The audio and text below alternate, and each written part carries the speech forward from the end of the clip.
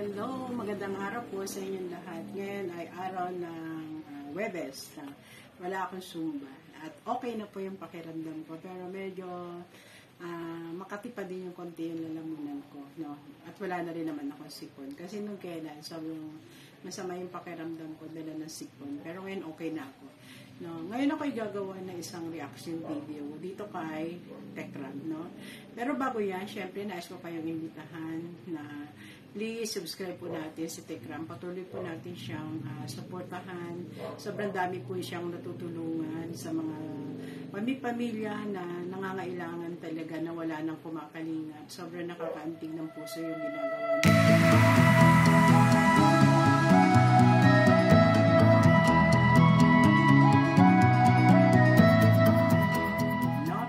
Ngayon gagawa ako ng reaction video, part 2 pa lang. Part 2 lang to, no? Pero ang ginawa niyang video dito, I think nasa part 7 or part 5. Yes, part 7 na sila, no? Yung apat na magkakapatid na nabaliw since nang namatay ang kanilang mga magulang, no? Sobrang nakakadurog po ng puso yun. Pero imbitahan ko rin syempre muna kayo sa aking YouTube channel, ang Katitista Grandma.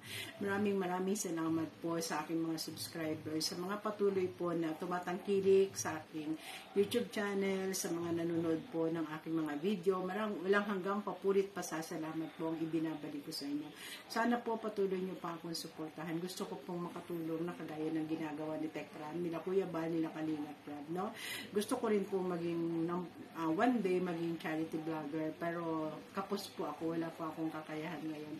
Ngayon yung ginagawa ko na mag-share ng mga rosary, gano'n. At meron pa akong tinutulungan, pero so far bali ilang buwan na ako hindi nakakadala doon sa dalawang tinutulungan ko kasi una nga lumos ako ng Manila, pangalawa galing pa ako sa sakit na yung isang kinagat ng aso si Nanay Vilma at saka yung isang may sakit na si Eden, no? Ngayon ako ay gagawa ng reaction video dito po sa apat na magkakapatid na nabaliw since nawala ang kanilang mga magulang. Sobrang naantig po yung puso ko at maraming salamat kasi ngayon medyo okay na at nakakabagbag damdamin itong si Crystal. Nag-voice out na po siya kay Tekram, no?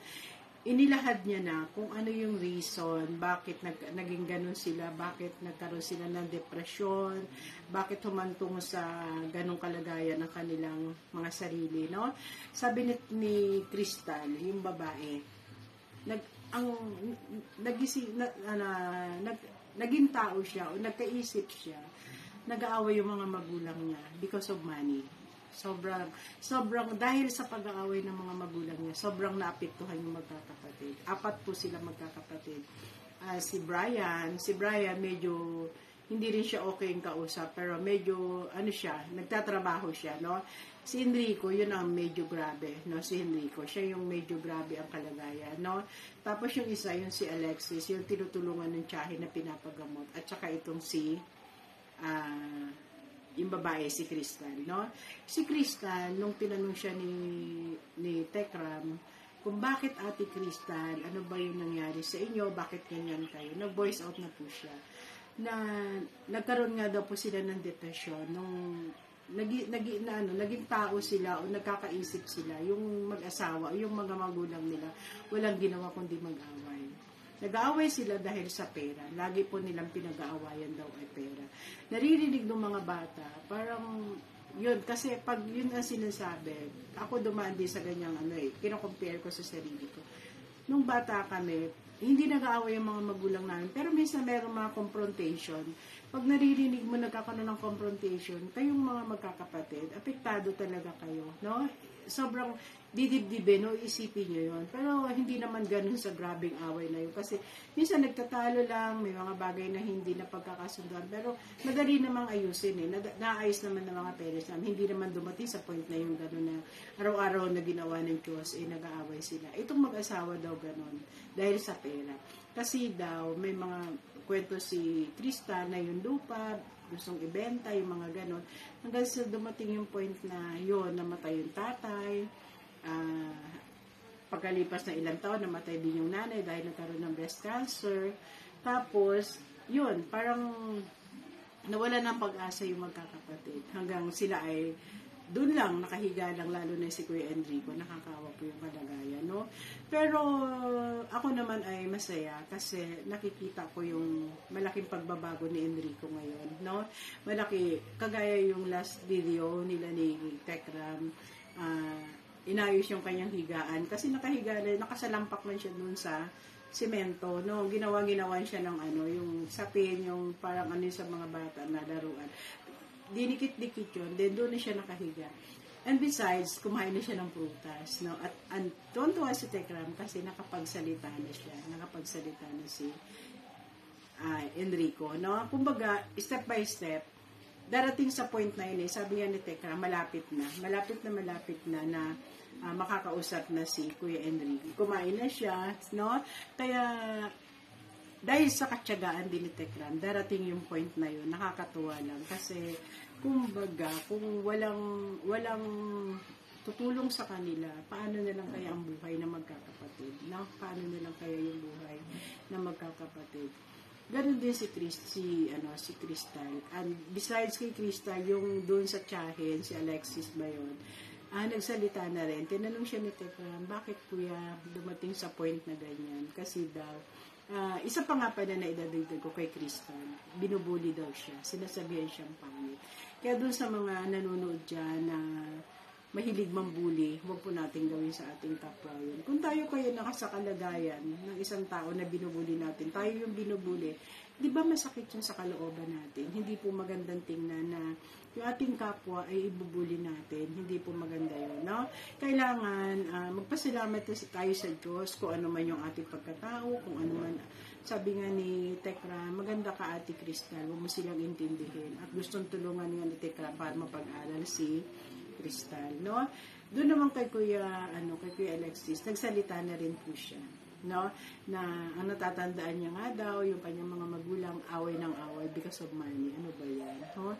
May mga pamilya talaga na hindi naiiwasan yung mga ganun. Nag-aaway sila dahil sa pera, no? Siguro, yun nga hindi nakayanan na magkakapatid. Kaya dumating sa point talaga na yun, sila nawala na sila ng gana sa buhay nila. Imagine mo 14 years. Nung makita ko nung unang-unang pumunta sila Tekram doon, yung bahay nila, talo pa yung basurahan, my goodness.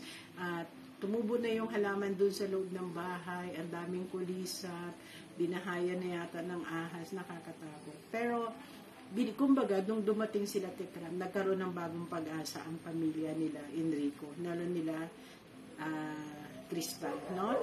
Kaya sana sa mga viewers and subscribers, patuloy po talaga nating suportahan si Tekram, no?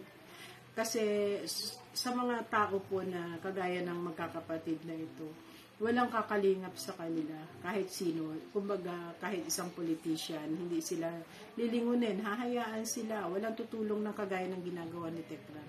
Napakatyaga ni Tekram, di ba? Imaginin mo, una nilinis yung bahay, unti-unting kinakausap, nire-reverse yung mga magkakapatid, na kumbaga, mahaba yung pasensya para lang mabago talaga yung buhay nila.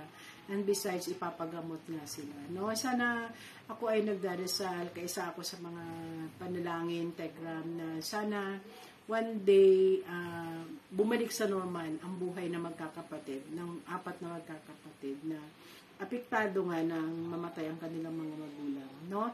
At sana magkaroon pa ng pagkakataon si Crystal o sino man sa kanilang 4 na sana makapag-aral. Kasi, kumbaga, ito yung daan para makatulong talaga sila sa kanilang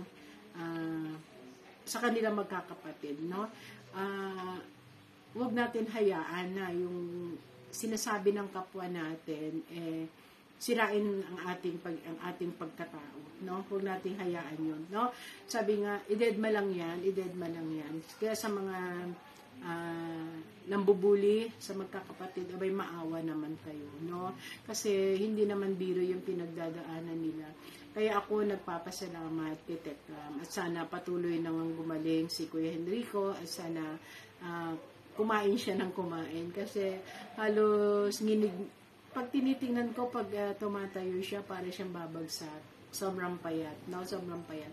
Nakakatuwa, mga mahitsura silang mga bata, and besides, ang tatangkad nila, no? Ang tatangkad nila. Kumbaga, may pag-asa pang naghihintay sa kanilang magkakapatid. Kumbaga, bumalik lang sa normal ang kanilang pag-iisip. Darating yung pagkakataon na yun na pag bumalik sa normal, kumbaga may magandang kinabukasan na naghihintay sa kanila, at nandiyan si Tekram at ang pamilya ni Tekram. Alam ko hindi sila pababayaan. Kumbaga, naumpisahan na hanggat nasa social media, hanggat nasa YouTube si Tekram, I'm sure hindi niya titigilan na tulungan ang magkakapatid na ito, no? Sobrang nakakaantig ng puso. Ako'y halos madurog yung puso ko nung makita ko ang kalagayan ng magkakapatid. Hindi po biro ang kanilang pinagdadaanan, no? Kasi sobrang sakit, no, mawala ng magulang, una. Pangalawa, may mga nambubuli pa. Pangatlo, syempre yung kabuhayan nila, nawala lahat, nawala. Kumbaga, wala silang maaasahan. Mabuti nga merong tiyahin, o merong tiyahin na paminsan-minsan, pero hindi rin sapat. Dahil kung sapat, nakita natin yung kung kaguluhan ng bahay nila, napakagulo yung tahanan nila, napakadumi, lahat na yata ng bagay na nakakarimarim yung kalagayan nila, no?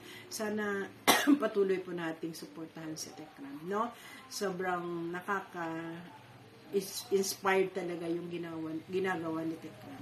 Yan lamang po, and maraming salamat. Mahal po tayo ng Diyos. Patuloy po tayong magdasal para sa mga tao na nangangailangan ng ating mga panalangin. Wala man po tayong maibigay na material na bagay. Panalangin na lamang po ang ating maialay sa kanila.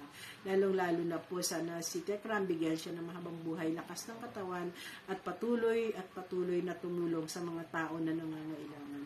Yan lamang po, and please subscribe niyo po ang aking YouTube channel, Katikista Grandma. Maraming salamat po, and God bless everyone. Mahal na mahal po tayo ni